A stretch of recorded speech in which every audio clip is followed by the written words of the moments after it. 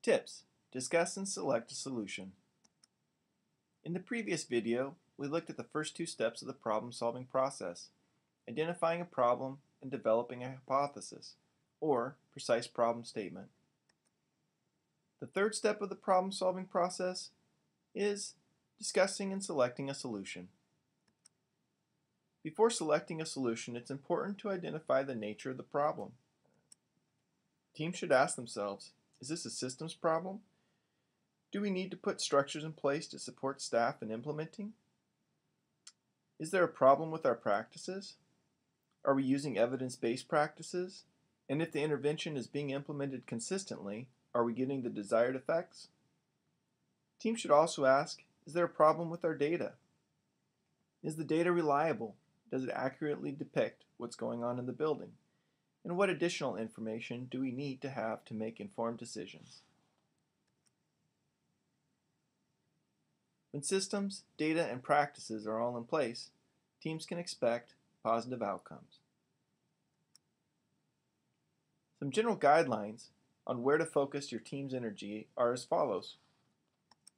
If more than 40% of students received one or more office discipline referrals, or if greater than 2.5 office discipline referrals are being generated per 100 students per day, then focus on school-wide systems. If greater than 60% of referrals come from the classroom, or more than 50% of office discipline referrals come from less than 10% of the classrooms, focus on classroom systems. If greater than 35% of office discipline referrals come from non-classroom settings, focus on non-classroom systems. If greater than 10 to 15 students receive more than 5 office discipline referrals, focus on targeted group interventions. And finally, if you have less than 10 students with more than 10 referrals, or if less than 10 students continue to struggle even after receiving group interventions, or you have a small enough group of students needing supports that you have the time and resources for planning and implementation, focus on individualized plans. The ABCs of behavior are a model for identifying patterns and building interventions. A, antecedent, is the stimulus that's presented before a behavior occurs. B, behavior, is the response to the antecedent. C, consequence, is simply the response that the behavior generates. It's important to remember that consequence is neutral when talking about behavior. If the consequence reduces the likelihood of the behavior reoccurring, then it's considered punishing. But if the consequence increases the likelihood of the behavior reoccurring, it's considered reinforcing. Antecedent interventions are designed to prevent problem behaviors from occurring. Typical antecedent interventions may consist of creating a predictable environment, increasing the likelihood of success, or using active supervision.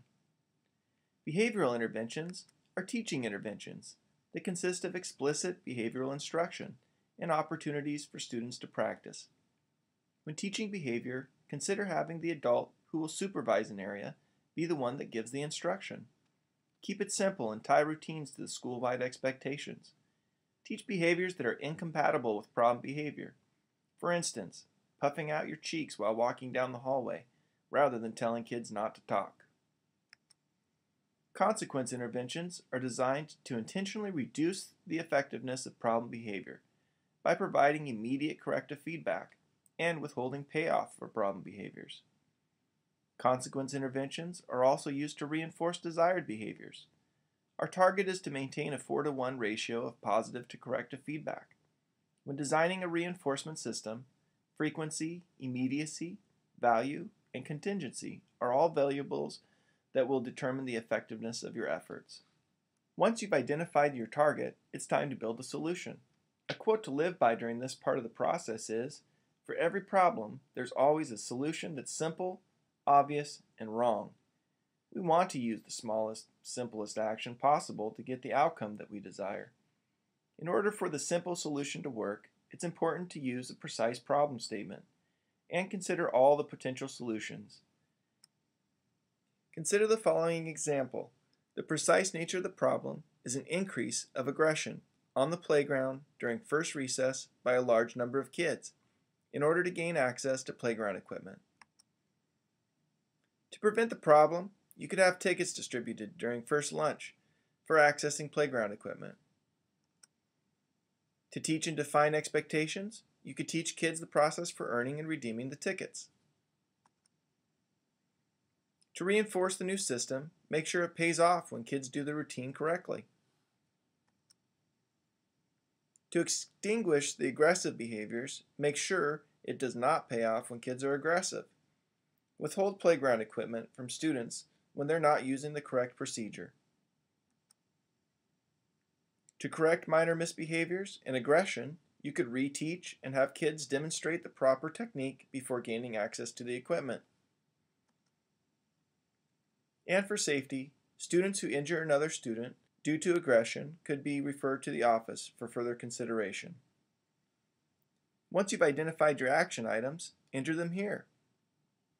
Thank you for watching, and see our website for more information.